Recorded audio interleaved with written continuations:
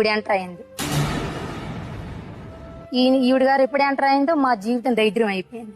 మీరున్నారు కానీ లేకపోతే మాత్రం అక్కడ అది కుర్చీలో ఉండదు మేడం. అది నా దృష్టిలో అది కుర్చీలో ఉండదు.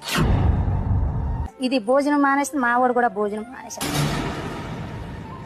అయినా వదిలేసి నా భర్త ఇప్పటికే నాకు సొంతం, వెదిటోడు సొంతం కాదా. ఇది ఎప్పుడు పోవడం అనుకుని ఊరుకున్నాను. 5 సంవత్సరాలు అవుతుంది మేడం. నువ్వు మాట్లాడవా చెప్పి తీసుకొడతాను. కాదు, నేను ఒక్కదాన్ని ఇక్కడ కూర్చొని ఉన్నాను కదా.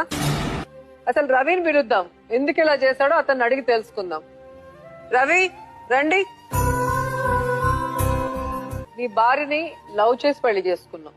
లేదు మేడం, ఆమె ప్రేమించింది. నువ్వు ప్రేమించలేదు, మరి ఎందుకు పెళ్లి చేసుకున్నావు? నా జీవితంలో ఏళ్ళు పెట్టేంత వరకు తెచ్చింది ఈవిడని మేడం. అదే ఆవిడ ఏళ్ళు పెడితే నువ్వు కాళ్ళు పెట్టావు. ఇప్పుడు ఎంటర్